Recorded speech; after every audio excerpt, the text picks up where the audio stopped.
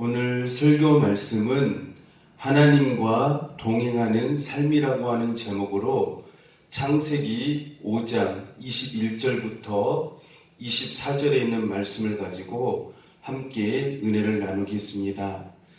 오늘 본문 22절을 보시면 에녹은 무드셀라를 낳은 후 300년을 하나님과 동행하며 자녀를 낳았으며 라고 말씀을 합니다.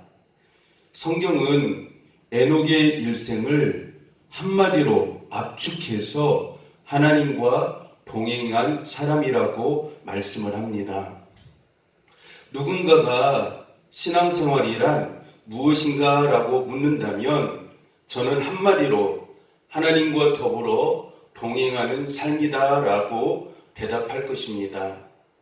미가서 6장 8절 말씀에도 보면 사람아 주께서 선한 것이 무엇임을 내게 보이셨나니 하나님께서 내게 구하시는 것은 오직 정의를 구하며 인자를 사랑하며 겸손하게 내 하나님과 함께 행하는 것이 아니냐라고 기록되어 있습니다. 따라서 우리가 인생을 살면서 꼭 확인되어져야 하는 것은 내가 하나님과 동행하는 삶을 살고 있는가가 중요하다라고 하는 것입니다. 그래야 진정한 복 있는 삶을 살아가고 있는 사람이라고 말씀을 드릴 수가 있습니다. 왜냐하면 복 그 자체는 복의 본질은 하나님 자신이기 때문이라고 하는 것입니다. 본문에 언급된 에녹은 모든 그리스도인들에게 기감이 되는 신앙인입니다. 우리가 믿음장이라고 하는 히브리서 11장에서 에녹에 대하여서 말씀해 주고 있습니다. 믿음으로 에녹은 죽음을 보지 않고 옮겨졌으니 하나님이 그를 옮기심으로 다시 보이지 아니하였느니라. 그는 옮겨지기 전에 하나님을 기쁘시게 하는 자라 하는 증거를 받았느니라 라고 말씀을 하고 있습니다. 에녹은 하나님과 동행하는 삶을 살게 되었는데 어떻게 해서 하나님과 동행하는 삶을 살았는가? 하나님과 동행하는 방법을 우리에게 구체적으로 제시해주고 말씀해주고 있습니다. 그것은 아까도 제가 조금 전에도 읽은 말씀 히브리서 11장 5절에서 하나님을 기쁘시게 하는 자라고 하는 증거를 받았다라고 에녹에 대하여서 말씀을 하고 있습니다. 즉 에녹은 인생을 살면서 자기를 위하여서 자기의 행복과 기쁨과 성공을 위하여서 살지 않고 오로지 하나님을 기쁘시게 하기 위하여서 살았다라고 히브리서 성경은 말씀해 주고 있다라고 하는 것입니다. 그런데 참으로 안타까운 것은 예수님을 믿는 많은 성도들의 신앙생활을 하는 모습을 보면 신앙생활을 하는 이유가 하나님을 기쁘시게 하기 위하여서 신앙생활을 하는 것이 아니라 자기를 기쁘게 하기 위하여서 자기가 복을 받기 위하여서 자기의 성공을 위하여서 자기의 행복과 자기의 계획과 자기의 뜻을 이루기 위하여서 모든 것이 자기에게 초점을 두어서 신앙생활하는 경우가 너무나도 많다라고 하는 것입니다.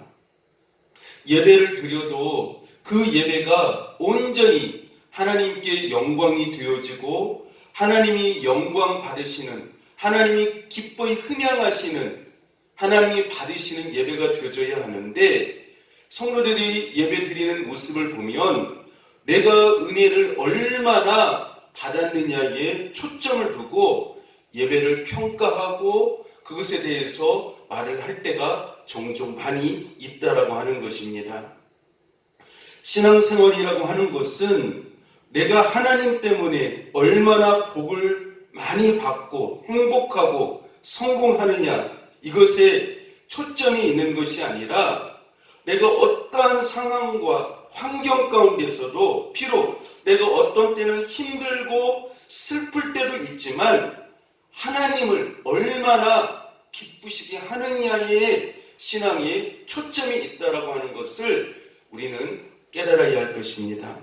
다시 말씀드리면 신앙생활이라고 하는 것은 하나님을 기쁘시게 하는 데에 가장 중요한 강조점이 있고 중요성이 있고 초점이 있다라고 하는 사실을 우리는 잊지 말아야 된다라고 하는 것입니다.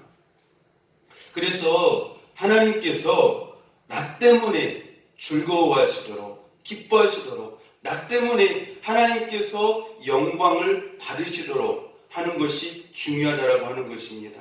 그래서 오늘 에녹의 삶을 보면 하나님을 기쁘시게 하는 자라라고 하는 거기에 모든 방향을 두고 포커스를 맞추고 인생을 살았다라고 하는 것을 말씀해 주고 있습니다. 따라서 우리가 신앙생활을 하게 되어졌을 때에 내가 얼마나 복을 받았느냐, 내가 하나님을 믿음으로 인해서 얼마나 행복하고 즐겁고 성공한 인생을 삶을 살았느냐, 이것이 가장 중요한 목표가 아니라고 하는 것입니다.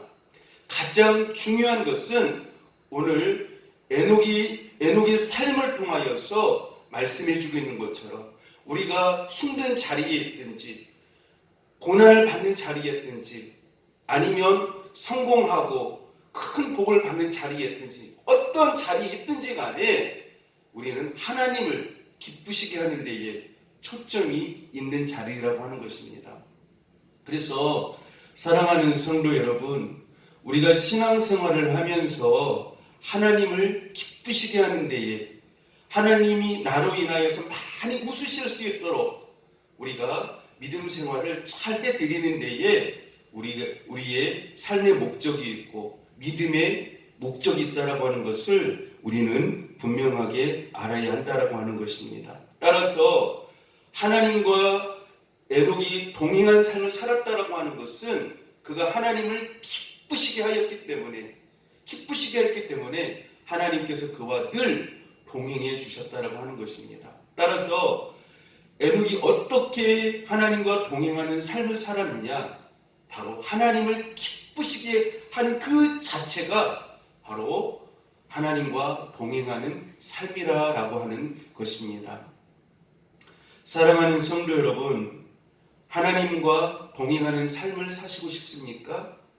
여러분이 얼마나 복을 받았느냐에 초점을 맞추지 마시고 하나님으로 인하여서 얼마나 형통하게 되어졌느냐에 초점을 맞추지 마시고 어떠한 형편이 있든지 어떠한 자리에 있든지 여러분들 하나님을 기쁘시게 하는 자라고 하는 증거를 받는 에녹과 같은 삶을 살 수 있기를 바랍니다.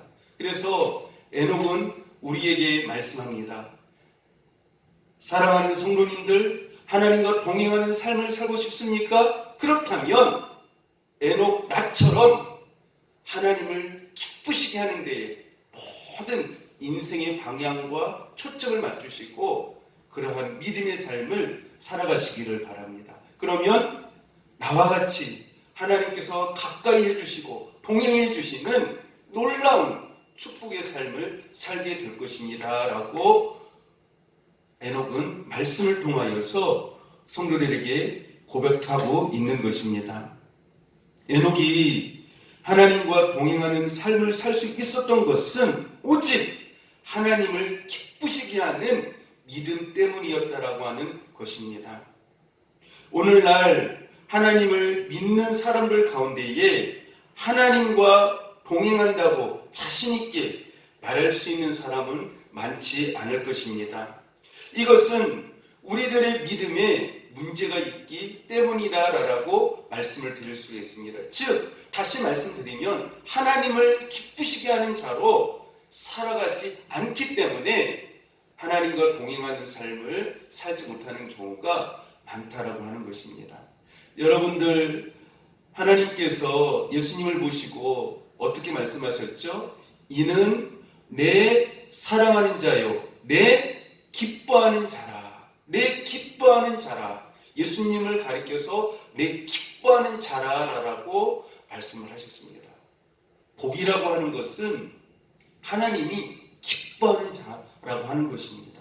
하나님이 기뻐하시는 자, 그 사람을 보면 하나님 마음이 합하였기 때문에 하나님이 그 얼굴에서 웃음이 그치지 않도록 늘 하나님을 기쁘시게 해드리는 것, 그것이 진정한 신앙생활이라고 하는 것입니다. 그래서 우리가 매일매일 그 하루의 삶을 살 때에 나에게 초점을 맞추어서 내가 어떻게 해야 복을 받을까? 내가 어떻게 해야 잘 될까? 형통할까?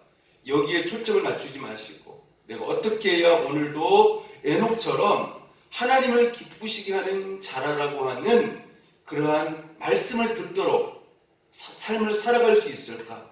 여기에 많은 고민을 하시고 기도하시면서 여러분들 결단하시면서 나갈 수 있는 삶이 될 수 있기를 축복합니다. 그러면 하나님과 동행하는 믿음은 과연 어떤 믿음입니까? 어떻게 보면 하나님을 믿는 것이 올바른 믿음인지 다음 세 가지 하나님의 성품을 통해서 살펴보도록 하겠습니다. 첫째로 우리는 먼저 하나님이 의로우시고 거룩하신 분임을 알아야 합니다. 하나님은 거룩하시고 의로운 분임을 믿는다면 우리는 하나님 앞에서 불의를 행할 수가 없다라고 하는 것입니다. 의로우신 하나님은 불의를 기뻐하지 아니하십니다. 또한 그 불의를 징계하시고 심판하시는 하나님이신 것을 우리는 알아야 합니다. 본문을 연구해 보면 에녹이 하나님과 동행하게 된 특별한 계기가 있습니다. 그것은 그가 하나님의 심판을 깨닫는 데서부터 시작되어집니다. 에녹은 65세에 무드셀라를 낳았고 무드셀라를 낳은 후 300년 동안 하나님과 동행하였습니다. 에녹이 무드셀라를 낳기 전에는 하나님과 동행했다라고 하는 기록이 없습니다. 아들의 출생이 아버지 에녹의 생애에 어떤 전환점이 되었음을 우리는 말씀을 통하여서 깨달을 수가 있습니다. 다음과 같은 상황을 한번 상상해 보십시오. 하나님께서 어느 날 에녹을 부르셔서 이렇게 말씀하셨습니다. 나 거룩하고 의로운 여호와는 더 이상 이 세상의 불의를 용납할 수 없구나. 계속해서 말씀에 불순종하며 세상을 살아가며 자기를 위해서 욕망을 따라 살아가므로 죄악이 가득한 이 세상을 심판할 수밖에 없구나. 이 세상을 심판할 수밖에 없구나. 너에게 이 심판이 임박했음을 알리는 한 징표를 보여주마. 장차 아들을 낳게 되거든 그 이름을 무드셀라라고 지커라라고 말씀하셨습니다. 이 무드셀라라고 하는 이름의 뜻은 그가 죽으면 심판이 온다라고 하는 뜻입니다. 드디어 에녹은 아들을 낳았습니다. 하나님의 말씀을 기억하고 있는 에녹은 아들의 이름을 무드셀라라고 지었습니다. 에녹은 무드셀라를 볼 때마다 그 무드셀라가 가지고 있는 뜻이 무엇이라고 했습니까? 아까 조금 전에 말씀을 드렸지만 이 아이가 죽으면 심판이 온다라고 하는 뜻입니다. 그러니까 에녹은 무드셀라를 볼 때마다 저 아이가 죽으면 심판이 온다고 했는데 라고 하면서 늘 그 아이를 보면서 심판을 생각하며 하나님 앞에서 그의 삶을 살았을 것입니다. 하나님께서 심판하실 날이 가까워옴을 민감하게 느끼고 살 때 우리의 삶에 변화가 오게 되어지는 것입니다. 하나님의 심판을 염두에 두고 산다면 감히 하나님의 심판이 두려워서라도 주님의 뜻에 따라 살고자 애쓸 것입니다. 어느 집사님 한 분의 이야기를 한 토막 소개하겠습니다. 그 집사님이 어느 날 몸이 이상해서 병원에 갔더니 암이라고 하는 진단이 나왔습니다. 병실 바깥에서 가족들이 하는 이야기를 듣고 자신이 몇 달밖에 살지 못한다라고 하는 사실을 알았습니다. 처음에는 무척 놀랐으나 신앙이 있었기 때문에 자신의 죽음을 담담하게 받아들였습니다. 그리고 자기의 삶을 정리하기 시작했습니다. 만나야 할 사람을 만나고 해결해야 할 문제를 해결하고 용서를 구하기도 하고 빛을 갖고 유서까지 써놓았습니다. 그런데 병원에서 선고한 6달이 지났는데도 몸이 멀쩡했습니다. 다른 큰 병원에 가서 검사를 다시 해보았더니 암이라고 하는 진단은 오진이었다라고 하는 결과가 나왔습니다. 주변에서는 그가 죽을 것으로 예상하고 모아놓은 재산을 거의 다 써버린 데 대해 아까워서 어쩌냐라고 하면서 한마디씩 했습니다. 그러나 그는 오히려 6개월의 시한부 인생으로 살 때처럼 진지하고 보람있게 경건하게 산 적이 없었다라고 고백을 했습니다. 에녹의 삶은 하나님의 심판을 믿는 순간부터 달라졌다라고 하는 것입니다. 그 증거가 신약 성경에 있습니다. 유다서 14절, 15절 말씀에 보면 먼 훗날 성경 기자가 에녹의 삶을 이렇게 증언합니다. 아담의 7대손 에녹이 이 사람들에 대하여도 예언하여 이르되 주께서 그 수만의 거룩한 자와 함께 임하셨나니 이는 무사람을 심판하사 모든 경건하지 않은 자가 경건하지 않게 행한 모든 경건하지 않은 일과 또 경건하지 않은 죄인들이 주를 거슬러 한 모든 완악한 말로 말미암아 그들을 정죄하려 하심이라 하였느니라. 에녹은 하나님의 심판을 믿었고 또 심판의 메시지를 사람들에게 선포했습니다. 여러분은 하나님의 거룩하심을 얼마나 믿고 있습니까? 그분은 거룩하시기 때문에 우리의 불의를 용납하지 못하십니다. 우리의 불의는 반드시 심판을 받습니다. 하나님은 우리의 불의와 언어와 불의한 행동을 낱낱이 감찰하심으로 모든 죄를 다 아십니다.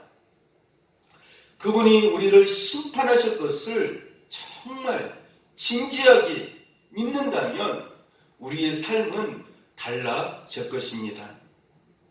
에녹은 아들의 죽음이 심판의 시작이 되리라고 하는 하나님의 말씀을 듣고 무드셀라를 나온 후 300년을 하나님과 동행했습니다. 하나님의 의로우심과 거룩하심을 깨닫는 순간부터 하나님과의 바른 관계를 맺고 하나님을 기쁘시게 하며 주와 더불어서 동행하는 삶을 살았다라고 하는 것입니다. 둘째로 하나님은 거룩하실 뿐만 아니라 사랑이 많으신 분이라고 하는 것입니다. 우리가 하나님의 의와 심판이 지나치게 강조되면 하나님이 무섭게만 느껴집니다. 사실 많은 사람들이 죄를 지은 뒤에 두려움을 갖습니다. 그래서 죄를 심판하시는 하나님이 있다는 것을 인정하기가 무척 괴로워합니다. 그래서 죄가 많은 사람일수록 하나님을 부인하고 하나님을 무시하고 하나님을 떠나게 되어진다라고 하는 것입니다. 우리는 성경을 통해서 하나님은 거룩하시며 동시에 사랑이시라고 하는 사실을 알게 되어집니다. 우리는 하나님의 심판을 피할 수 없는 큰 죄를 지었지만 하나님은 아직도 우리를 포기하지 않으십니다. 오히려 그분이 죄인에게 먼저 다가오십니다. 우리를 용서하기 원하시고 하나님과 그 거룩한 교제를 다시 회복하기를 원하신다라고 하는 것입니다. 이 점이 에녹의 삶에도 분명히 드러나 있습니다. 에녹의 아들 무두셀라의 이름은 그가 죽으면 심판이 온다는 뜻을 가지고 있습니다. 그렇다면 실제로 무두셀라가 죽었을 때 심판이 내렸습니까? 무두셀라는 187세에 라멕을 낳았고 라멕은 182세에 노아를 낳았습니다. 그러면 노아가 태어났을 때 그의 할아버지 무두셀라는 369세가 됩니다. 무두셀라는 성경에서 최고로 장수한 사람으로 969세까지 살았습니다. 이제 창세기 7장 11절 12절에 보면 놀라운 사실이 나타납니다. 노아가 600세 되던 해 둘째 달 곧 그 달 11의 날이라. 그날에 큰 기품의 샘들이 터지며 하늘의 창문들이 열려 40주야를 비가 땅에 쏟아졌더라. 노아가 태어났을 때 무두셀라의 나이가 369세였으므로 노아가 600세 되던 해는 무두셀라가 969세 되던 해입니다. 그 이름의 뜻대로 무두셀라가 죽자 큰 기품의 샘들이 터지며 하늘의 창들이 열려 40주야를 비가 땅에 쏟아지는 노아의 큰 홍수의 심판이 시작되었습니다. 하나님은 약속을 지키셨습니다. 우리는 무두셀라가 가장 오래 장수한 이유를 홍수 심판에서 우리는 깨닫게 되어집니다. 무두셀라가 죽으면 심판이 올 것이므로 하나님께서 그 무두셀라를 가장 오래 살게 하심으로 인하여서 그 심판을 미루고 계속해서 미루셨다라고 하는 것을, 기다리셨다라고 하는 것을 우리는 깨닫게 되어집니다. 그만큼 이 악한 세상에서 한 사람이라도 하나님 앞에 회개하고 돌아오기를 간절히 기다리시는, 오래 참으시는 그 하나님의 마음을 이 무두셀라가 969세 가장 오래 산 그 삶을 통하여서 하나님의 은혜를 우리에게 보여주고 계시다라고 하는 것입니다. 베드로후서 3장 9절 말씀에 보면은요, 주의 약속은 어떤 이들이 더디다고 생각하는 것 같이 더딘 것이 아니라 오직 주께서는 너희를 대하여 오래 참으사 아무도 멸망하지 아니하고 다 회개하기에 이르기를 원하시느니라. 이렇게 말씀을 하고 있습니다. 오래 참으사 아무도 멸망하지 아니하고 다 회개함으로 인하여서 다 구원받기를 원하시는 것이 바로 하나님의 마음이시다라고 하는 것을 보여주고 있습니다. 저는 에녹이 특별히 뛰어나게 거룩했기 때문에 하나님이 그와 동행하셨다라고는 생각하지 않습니다. 그도 인간이었기 때문에 잘못을 저지른 경험이 있을 것입니다. 그러나 물론 연약한 부분이 있고 잘못을 한 부분이 있지만 그럼에도 불구하고 그 연약한 가운데서 하나님을 신실히 의뢰하였고 하나님을 바라보았고 무엇보다도 중요한 것은 하나님을 떠나지 아니했다라고 하는 것입니다.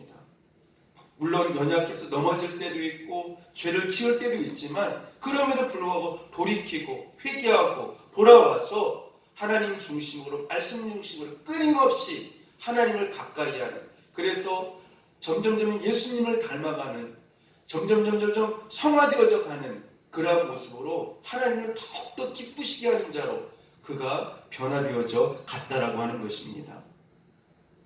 그는 물론 아까도 말씀드렸지만 연약할 때도 있었을 것이에요. 실패할 때도 있었을 것이에요.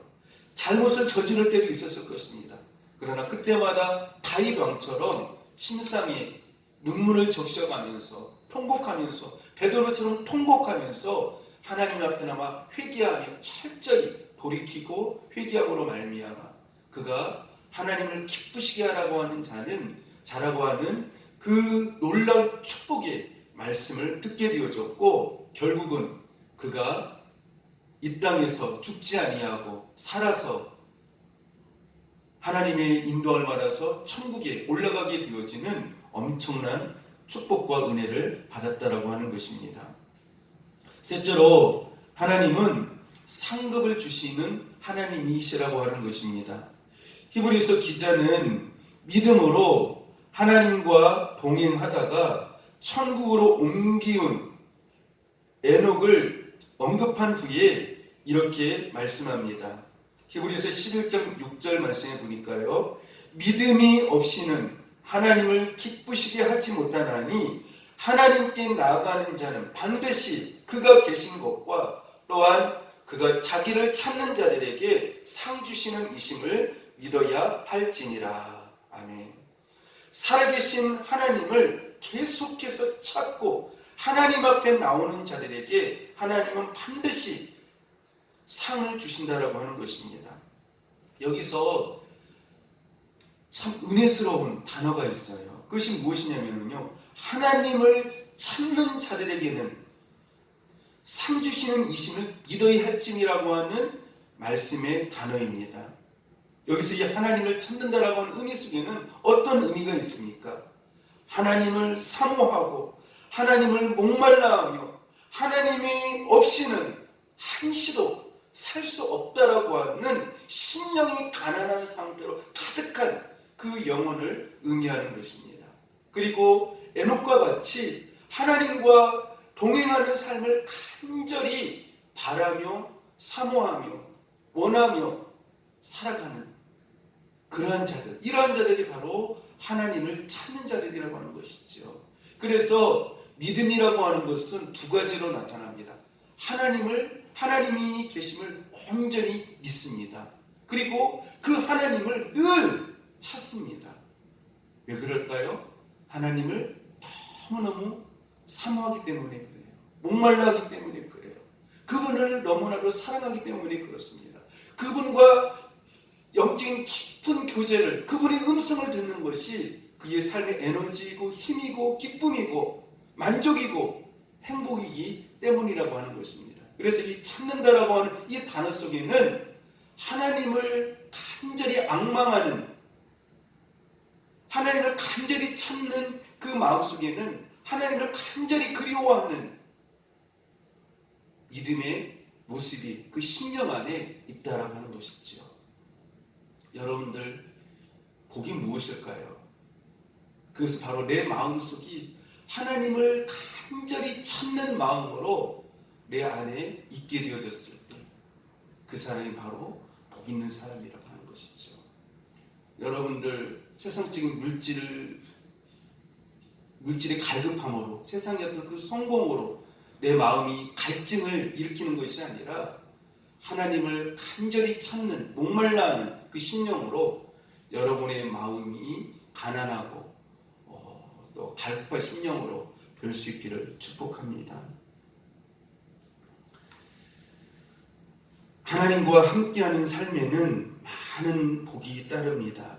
그러므로 성도는 무엇보다도 세상적으로 돈을 많이 벌고 사람이 많이 따르며 성공하는 데에 중점을 두어서 살아가는 것이 아니라 내가 어떻게 해야 하나님을 기쁘시게 함으로 하나님과 동행하는 삶을 살아갈 수 있을까? 여기에 민감해야 되고 인생에서 가장 중요한 핵심으로 우리가 여겨야 된다라고 하는 것입니다. 우리가 하나님과 동행하면 어떤 복을 받게 되어질까요? 우리는 하나님과 동행하면서 하나님의 인도함을 받게 되어진다라고 하는 것입니다. 하나님과 동행하게 되어지면 하나님의 놀라운 위로를 우리가 삶의 힘든 가운데, 지친 가운데, 상처를 받은 가운데에 하나님의 놀라운 위로를 늘 체험하게 되어진다라고 하는 것입니다. 뿐만 아니라 하나님과 동행하게 되어지면 하나님의 지시를 경험합니다. 하나님의 위대하신 기적을 목격합니다. 우리는 하나님과 동행하며 하나님을 더 깊이 알아가게 되어진다라고 하는 것입니다. 그리고 하나님을 점점 닮아가게 되어진다라고 하는 것입니다.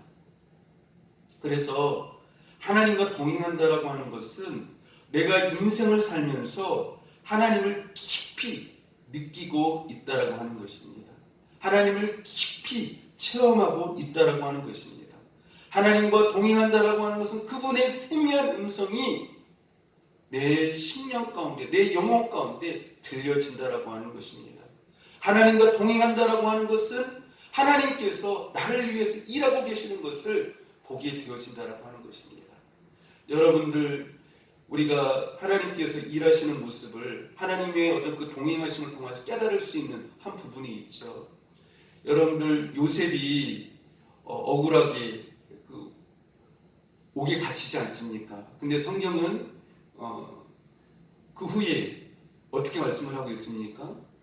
하나님께서 요셉과 동행하심으로 함께 하심으로 그가 형통하였더라라고 말씀을 하고 있습니다.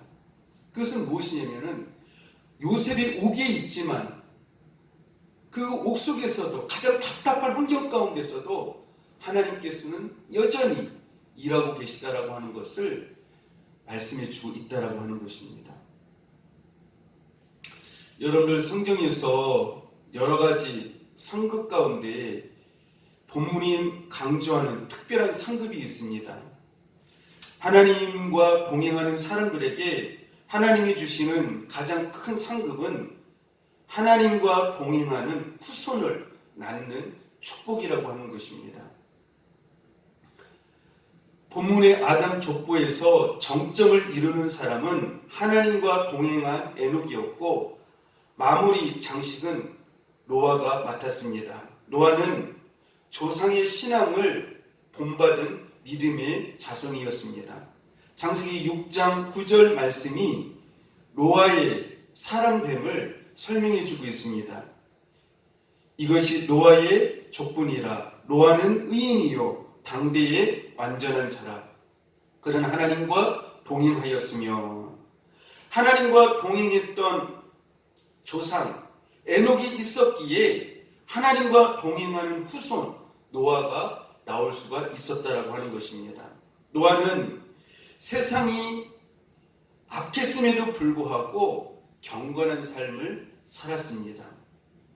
의인이고 완전한 자라고 하는 인정을 받았다라고 하는 것입니다. 많은 사람들이 죄를 짓고 그 영향을 받아서 세상을 따라가고 있는 그때에 끝까지 구별된 삶을 살고 말씀의 거룩한 경건의 삶을 살았던 사람, 그 사람이 바로 노아였다라고 하는 것입니다. 노아는 태어날 때부터 부모의 기대를 한 몸에 받았습니다. 창세기 5장 29절 말씀을 한번 보십시오. 이름을 노아라 하여 이르되 여호와께서 땅을 저주하심으로 수고롭게 일하는 우리를 이 아들이 안위하리라 하였더라. 아멘. 노아는 가문의 자랑이요 기쁨이었습니다. 오늘 성경 말씀에 보면 특별히 노아 시대 때 여호와께서 땅을 저주하심으로 수고롭게 일하는 이라고 말씀을 하고 있습니다. 그때에 많은 사람들이 세상에 살면서 이렇게 살아가고 있었지만 하나님께서 그 땅을, 그 세상을 저주하심으로 말미암아 고통스럽게 영적으로 물려서 살아가고 있었지만 하나님께서는 이 노아를 통하여서 많은 사람들을 안위하게 하셨다라고 하는 것입니다. 이 안위하게 하셨다라고 하는 이 말씀은 쉬게 하셨다라고 하는 것이죠. 안식을 주게 하였다라고 하는 것이죠. 그러면 어떻게 하나님께서는 이 노아를 통하여서 많은 사람들을 안식하게 쉬게 하는 어떤 그런 은혜를 주셨을까요? 그것은 바로 노아의 심령 안에, 노아의 삶의 중심에 바로 예수님이 계셨다라고 하는 것입니다. 노아 안에, 노아의 삶의 중심의 자리에, 그 마음의 중심의 자리에 예수님이 계셨기 때문에 그 노아의 중심 가운데 계신 그 예수님을 보고 많은 사람들이 노아를 통하여서 영적인 쉼과 안식의 자리로, 평강의 자리로 인도함을 받게 되었다라고 하는 것입니다. 사랑하는 성도 여러분, 이 시대가 얼마나 많이 힘든 시대입니까? 코로나를 비롯하여서 경제적으로나 또 영적으로나 많이 힘든 시대예요. 많은 사람들이 영적으로, 마음적으로, 육체적으로 굉장히 많이 지쳐 있습니다. 여러분들 이런 때에 노아처럼 쉼을 줄 수 있는 저와 여러분이 될 수 있기를 바랍니다.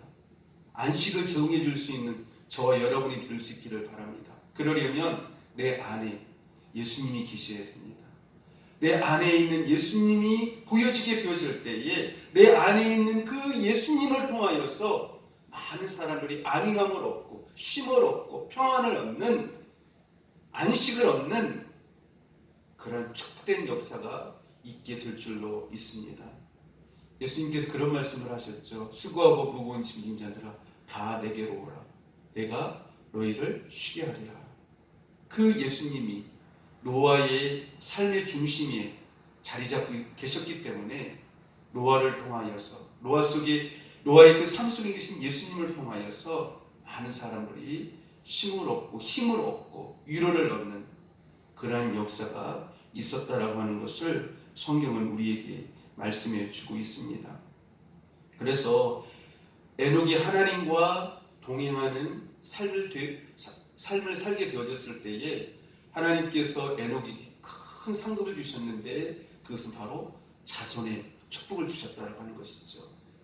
특별히 어떤 자손의 축복을 주셨습니까? 노아라고 하는 하나님께서 인정하시는 당대의 완전한 자라고 하는 하나님과 동행한 자라고 하는 그러한 하나님이 기뻐하는 믿음의 후손을, 축복된 자손을 에녹에게 주셨다라고 하는 것입니다. 그 인물이 바로 노아라고 하는 것입니다. 노아가 하나님과 동행하는 삶을 살 수 있었던 것은 조상들의 신앙이 그만큼 하나님 앞에서 경건한 신앙이었다라고 하는 것을 말씀해 주고 있습니다. 물론 많은 그 조상들이, 노아의 조상들이 경건하게 살았지만 특별히 에녹의 그 하나님과 동행하는 그 믿음의 삶을 통하여서 많은 영향력을 노아에게 끼쳤을 것이라고 볼 수 있습니다. 사랑하는 성도 여러분, 우리가 이 시대에 먼저 예배의 경건으로 하나님과 동행하는 삶을 사시기를 바라겠습니다. 그리고 가정에서 특별히 에녹과 같은 그런 삶의 모습을 통하여서 그리스도의 향기를 드러내므로 참으로 영적 영향력을 끼칠 수 있는, 그래서 자손들이 참으로 믿음의 모습을 가지고 노아와 같은 하나님을 기쁘시게 하는 의인의 삶을 살아갈 수 있는 삶이 될 수 있기를 바랍니다. 여러분이 하나님을 잘 섬기는 귀한 자녀를 두고 싶다면 여러분이 먼저 하나님 앞에 에녹처럼 경건하게 사시기를 바랍니다. 하나님의 심판을 두려워하며 우리 죄를 용서하고 구원하시는 사랑의 하나님을 의지하며 하늘의 상급에 소망을 두고 경건하게 사는 신앙인이 될 수 있기를 바랍니다. 이 시대에 무엇보다도 하나님과 동행하는, 하나님과 깊은 영적인 교제를 가질 수 있는 그런 삶이 될 수 있기를 주님의 이름으로 축복합니다. 기도하겠습니다. 하나님 아버지 감사합니다. 이 세상은 말씀을 떠나고 하나님을 떠나는 죄악이 간영한 시대임을 우리는 보게 되어집니다. 이러한 시대에 저희가 세상의 흐름에, 유행에, 문화에 흡수되어지지 않게 해주시고 그러한 것에 영향을 받지 아니하도록 붙잡아 주시고 또 그러한 세상의 방향을 두고 따라가지 아니하도록 붙잡아 주시옵소서. 에녹처럼 하나님을 기쁘시게 하는 자로 살게 하여 주시고 하나님의 심판을 늘 의식하면서 하나님과 동행하는 진리의 삶을 살게 하심으로 말미암아 하나님을 기쁘시게 하는 자라고 하는 에녹과 같은 증거함을 받는 저희들 되어질 수 있도록 주님 인도하여 주시옵소서. 감사드리옵고 예수님 이름으로 간절히 기도드립니다. 아멘.